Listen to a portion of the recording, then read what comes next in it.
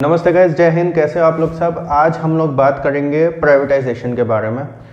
Advantages क्या होते हैं प्राइवेटाइजेशन के, डिसएडवांटेजेस क्या होते हैं एंड प्राइवेटाइजेशन एक्चुअल में होता क्या है, ये मैं आज आपको एक्सप्लेन करूंगा बहुत ही सिंपल एंड लेमैन लैंग्वेज में।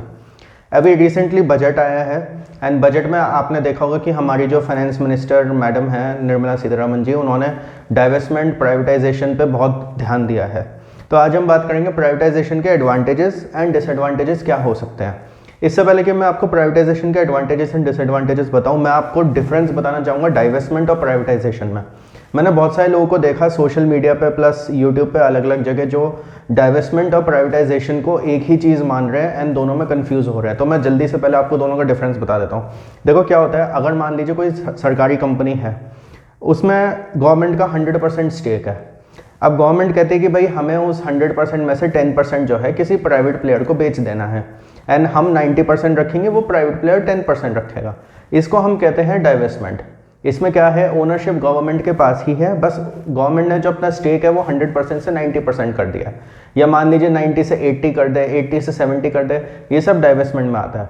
अब बात आती है प्राइवेटाइजेशन क्या होता है। प्राइवेटाइजेशन तब होता है जब गवर्नमेंट जो है किसी भी एक कंपनी का 51% स्टेक किसी प्राइवेट कंपनी को दे दे। इसका मतलब यह है कि मेजॉरिटी शेयर होल्डिंग क्योंकि प्राइवेट कंपनी की है तो अब वो एक प्राइवेट कंपनी कहलाई जाएगी। जैसे मैंने आपको डाइवेस्टमेंट में बोला कि उसमें जो है गवर्नमेंट अपना स्टेक कम करती है, 10% कम करा तो डाइवेस्टमेंट हो गया जब 90% गवर्नमेंट के पास है तो। बट अगर उसी केस में गवर्नमेंट जो है 51% स्टेक बेच देती है और कहती है भाई मैं 49% हम रखेंगे, तो तब हम उसको प्राइवेटाइजेशन बोलेंगे। तो divestment is not privatisation and privatisation is a sort of divestment but with transfer of ownership. तो प्राइवेटाइजेशन में एक गवर्नमेंट कंपनी जो है प्राइवेट हो जाती है बिकॉज मेजॉरिटी स्टेक जो है एक प्राइवेट प्लेयर के पास चला जाता है, बट डाइवेस्टमेंट में केवल गवर्नमेंट जो है अपना स्टेक कम करती है। तो आई होप ये डिफरेंस आपको समझ में आ गया हो। अब हम बात करेंगे advantages and disadvantages of privatisation in India. पहले बात करते हैं यार एडवांटेजेस के ऊपर। सबसे पहला एडवांटेज है सेविंग टैक्स पेयर मनी। देखो, आपने अगर पिछले 4-5 साल का बजट फॉलो किया हो तो आपको एक चीज़ रियलाइज़ हुई होगी कि बहुत सारे ऐसे नेशनलाइज्ड बैंक्स थे, एयर इंडिया थी और भी बहुत सारी वो थी, क्या कहते हैं, पीएसयू कंपनीज थी, जिनमें रिकैपिटलाइजेशन हो रहा था या फिर उनको बेल आउट किया जा रहा था, उनको एक्स्ट्रा पैसे दिए जा रहे थे। वो पैसा किसका था? वो आपके और मेरे जैसे टैक्स पेयर्स का ही था। एंड उसका रिजल्ट क्या हो रहा था, आप उन कंपनीज में, उन पीएसयूज में आप पैसा डालते जा रहे हो, बट उसमें या तो बैंक से तो एनपीए आ रहे हैं, इंश्योरेंस कंपनी है तो लॉसेज आ रहे हैं। एयर इंडिया की क्या हालत है वो शायद मेरे को बताने की ज़रूरत है नहीं। क्या है इसमें, आपने टैक्स पेयर का पैसा इसमें बचा लिया है। टैक्स पेयर का जो इतने लाखों करोड़ों रुपए जो रिकैपिटलाइजेशन वगैरह में खर्च हो रहा था वो अब नहीं होगा अगर हम उस पर्टिकुलर असेट को प्राइवेटाइज कर दें तो, बिकॉज अब गवर्नमेंट का उसमें कोई स्टेक ही नहीं रहा है। जब गवर्नमेंट को कोई स्टेक नहीं रहा है तो हमारे और आपके जैसे जो टैक्स पेयर का पैसा है वो कोई अच्छे कामों में जाएगा, कुछ ऐसी पीएसयूज में जाएगा जो अच्छा काम कर रही हैं। फॉर एग्जांपल जैसे एसबीआई आप कह सकते हो वो अच्छा काम कर रही है, इंजीनियर्स इंडिया एक पीएसयू है वो अच्छा काम कर रही है, इसरो है वो अच्छा काम कर रही है, इंडियन आर्मी है। ये सारी जो चीज़ें हैं ना, इनमें अगर टैक्स पेयर मनी ज़्यादा यूज़ हो वो ज़्यादा बेटर है रादर देन हम किसी फालतू की कंपनी को जो या तो लॉस में चल रही है, जिसके एनपीए ज़्यादा है, या जो बिल्कुल भी प्रॉफिटेबल नहीं है, उसमें टैक्स पेयर मनी जाने से बेटर है कि कोई प्रॉफिटेबल चीज़ में ही हमारा टैक्स पेयर मनी यूज़ हो।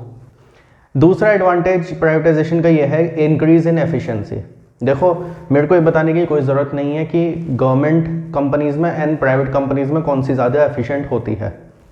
अब अगर मान लीजिए कोई गवर्नमेंट कंपनी है, चाहे कोई बैंक हो, इंश्योरेंस कंपनी हो, एयरलाइन हो, कुछ भी हो, एफिशिएंसी जो है ना वो प्राइवेट कंपनी की ज़्यादा होती है। अगर मैं आपसे कहूँ कि भाई आपके पास 3 चॉइसेस हैं, आप एयरटेल का ब्रॉडबैंड लगवाइए, रिलायंस जियो का लगवाइए और बीएसएनएल का लगवाइए, आप बताइए मेरे को किसकी आपको सर्विस ज़्यादा अच्छी लगेगी। मैं ये नहीं कह रहा हूँ कि बीएसएनएल की सर्विस बेकार है, but compare to Airtel and Jio, BSNL की सर्विस आपको थोड़ी सी डाउन लगेगी। नो डाउट गवर्नमेंट उसमें भी इंप्रूवमेंट्स वगैरह कर रही है, धीरे धीरे वो भी पीएसयूज को प्राइवेट कंपनी के हिसाब से बनाने की कोशिश कर रही है। बट द थिंग इज कि जब प्राइवेट कंपनीज आती है ना, तो या फिर कंपनी जब कोई प्राइवेटाइज हो जाती है तो एफिशिएंसी ऑटोमेटिकली बढ़ जाती है। बहुत सारे ऐसे बैंक्स हैं जिनकी एफिशिएंसी अब बढ़ गई है, पीएसयू बैंक्स की मैं बात कर रहा हूँ, आफ्टर जब से ये प्राइवेट बैंक्स वगैरह आए हैं या प्राइवेट इंश्योरेंस कंपनीज आई। इवन बीएसएनएल की भी बहुत ज़्यादा एफिशिएंसी बढ़ गई बिकॉज ऑफ एयरटेल एंड जियो।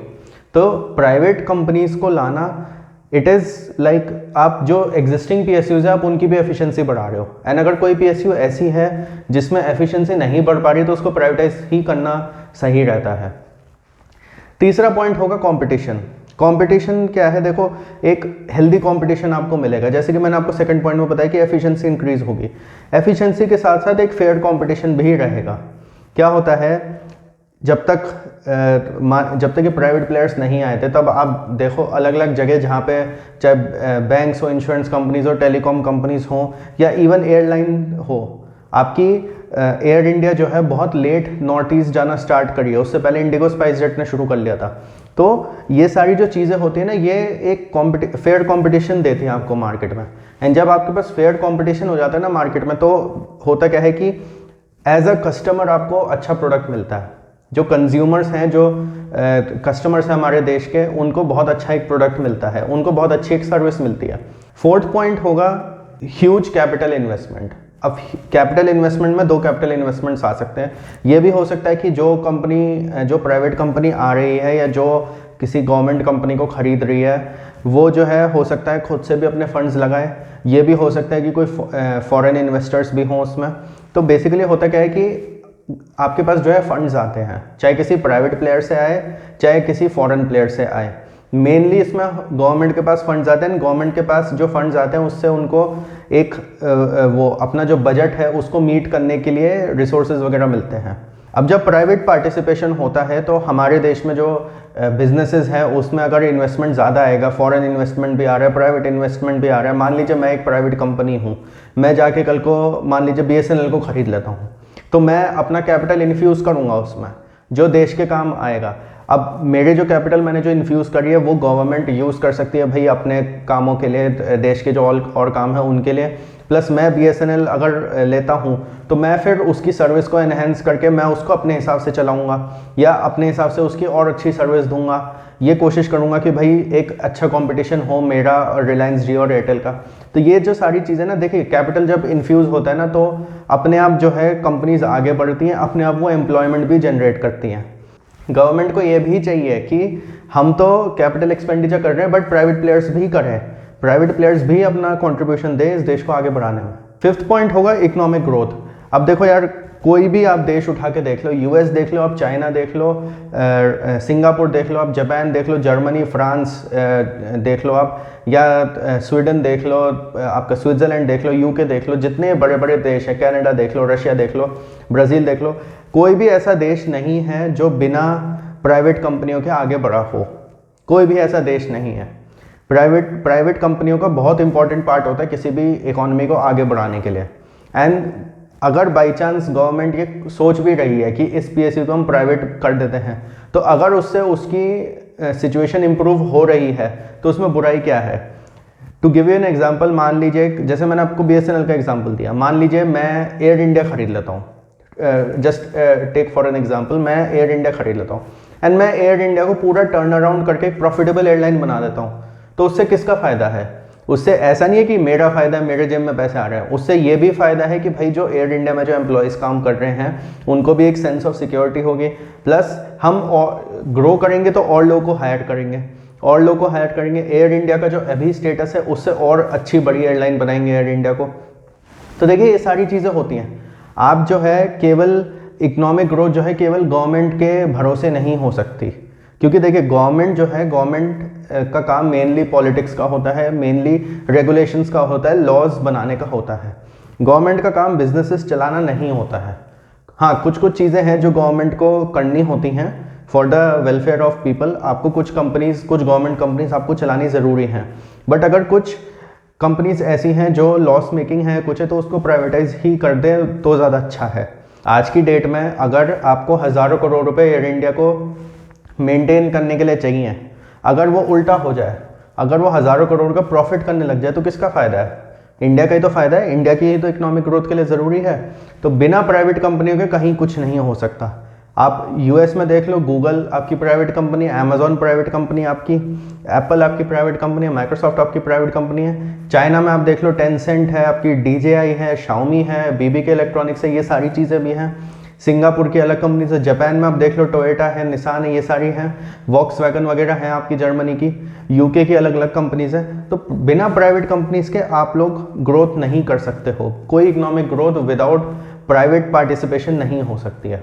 तो अब बात आती है गाइस डिसएडवांटेजेस क्या होंगे प्राइवेटाइजेशन के। देखो एक चीज़ मैं पहले बता दूं आपको, आप दुनिया का कोई भी कंसेप्ट उठा के देख लो, कोई भी तरीके का चीज़ उठा के देख लो, कोई भी फिनोमिना उठा के देख लो, बिजनेस कंसेप्ट उठा के देख लो, हर चीज़ के जो है एडवांटेजेस एंड डिसएडवांटेजेस होते हैं। एडवांटेजेस मैंने आपको बता दिए प्राइवेटाइजेशन के, अब आप डिसएडवांटेजेस सुनिए।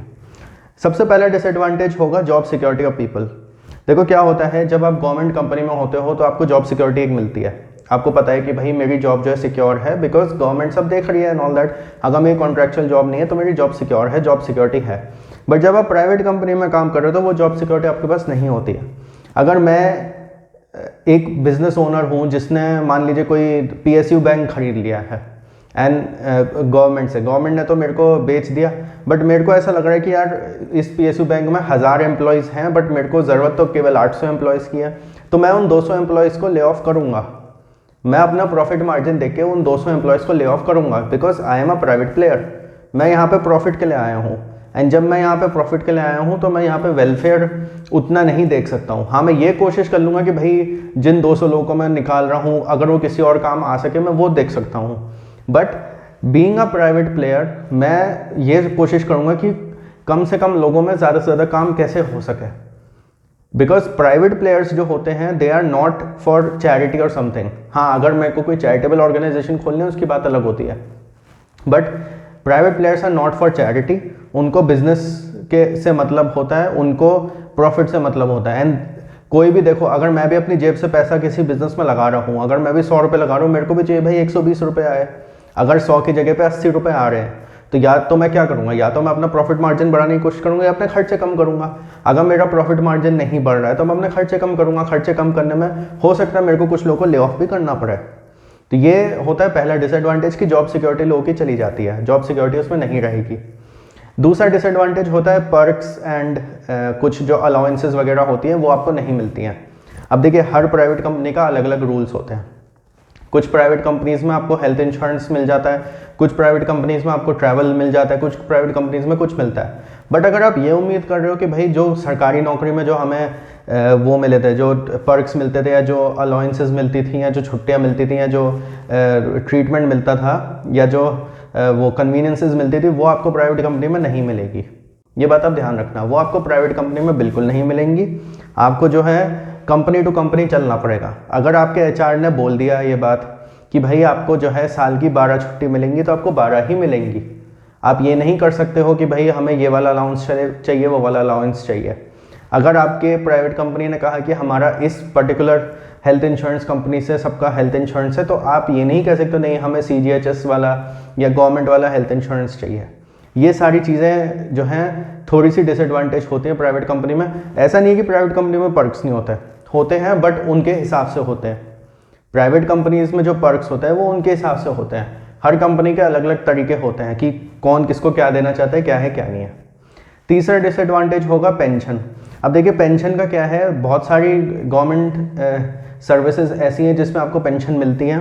प्राइवेट में यूजुअली आपको पेंशन नहीं मिलती है, बिल्कुल नहीं मिलती है आपको प्राइवेट में पेंशन वगैरह। आपको PF वगैरह काटा जाता है, PF के हिसाब से आप चाहो तो एडजस्टमेंट कर सकते हो। PF तो हालांकि गवर्नमेंट में भी काटा जाता है, बट ये है कि आपको जो है पेंशन उसमें नहीं मिलती है बिल्कुल भी, क्योंकि क्या है जो प्राइवेट प्लेयर होता है वो पेंशन पे या जॉब सिक्योरिटी पे या इन सब चीज़ों पे ध्यान नहीं देता है, to be very frank with you. कुछ बहुत रेयर कंपनीज होंगी जो हो सकता है पेंशन प्लान्स भी आपको देती हों। हो सकता है कुछ ऐसी प्राइवेट कंपनीज होंगी जो जिनका टाई अप कुछ मान लीजिए पेंशन स्कीम्स वगैरह से है, जो आपको कंपनी की तरफ से पेंशन स्कीम्स दे रही है ताकि आफ्टर रिटायरमेंट आपकी एक फाइनेंशियल सिक्योरिटी हो। फोर्थ पॉइंट होता है अनसर्टेनिटी। अब देखो वैसे तो लाइफ ही अनसर्टेन है, लाइफ में ही अनसर्टेनिटी होती है। अनसर्टेनिटी एक ऐसी चीज़ है जो मतलब जनरल लाइफ में भी होती है। पता नहीं कुछ लोगों को ऐसा लगता है कि भाई सरकारी नौकरी लग गई तो बिल्कुल ही हम लोग सर्टेन हैं, जॉब सिक्योरिटी एंड पूरी लाइफ लॉन्ग हम सिक्योर है। वो कुछ लोग सोचते हैं चीज़ें, हालांकि उनमें भी कभी कभी पंगे आ जाते हैं। बट मैं एक चीज़ बोलना चाहूँगा, प्राइवेट कंपनीज़ में as compare to government companies ज़्यादा अनसर्टेनिटी होती है। अगर आप प्राइवेटाइजेशन करते हो तो सबसे बड़ा चीज़ जो होती है वो अनसर्टेनिटी की भी हो सकती है। मान लीजिए जैसे मैंने आपको एयर इंडिया का एग्जांपल दिया, एयर इंडिया मैंने खरीद ली बट मेरी हालत जेट एयरवेज़ वाली हो गई और मैंने एक दिन अनाउंस कर दिया भाई कल से किसी की नौकरी नहीं है, जेट एयरवेज़ बंद हो रही है। ये मैंने एक एग्जाम्पल लिया है, ठीक है। ऑब्वियसली बात है भाई, मैं चाहता हूँ कि भाई मैंने अगर एक प्राइवेट कंपनी गवर्नमेंट कंपनी खरीदी है तो मैं उसको अच्छी तरीके से चलाऊँ, बट अगर मुझसे सही से नहीं चल रही है तो मैं सोचूंगा कि भाई मैं इसको बंद कर दूं, और अगर मैंने वो बंद कर दी तो उसमें जो एम्प्लॉयज़ काम कर रहे हैं उन सबकी नौकरी एकदम चली जाएगी। यही कुछ चीज़ें होती हैं जो लोगों को इन चीज़ों से दूर भगाती है, प्राइवेट कंपनियों से दूर भगाती है या फिर प्राइवेटाइजेशन से दूर भगाती है। क्योंकि देखिए जैसे मैंने आपको बताया, एडवांटेजेस डिसएडवांटेजेस दोनों हैं प्राइवेटाइजेशन के, प्राइवेट कंपनीज़ के। फिफ्थ पॉइंट होगा कम्युनिटी वेलफेयर। अब देखो यार, कम्युनिटी वेलफेयर एक ऐसी चीज़ है जो डिपेंड करता है कौन सी प्राइवेट कंपनी करती है कौन सी नहीं करती है। अब जैसे सब लोग कहते हैं भाई टाटाज में जो लोग काम करते हैं उनके वेलफेयर के बारे में बहुत ध्यान रखा जाता है। अब ज़रूरी नहीं है जो कल्चर टाटा में है वही कल्चर एक्सेंचर में भी है, वही कल्चर बिरलास में भी है, वही कल्चर रिलायंस में भी है, या वही कल्चर जो है आपका HCL में भी है, वही कल्चर आपका विप्रो में भी है। ऐसा नहीं हो सकता। तो बेसिकली होता क्या है, देखो गवर्नमेंट कंपनीज जो होती है ना, उनका कहीं ना कहीं बनाने का एक मेन मोटिव होता है कम्युनिटी वेलफेयर, बिकॉज वो ये चाहते हैं कि हम ज़्यादा से ज़्यादा लोगों को जॉब सिक्योरिटी दें ताकि इकोनॉमी अपने हिसाब से चलती रहे।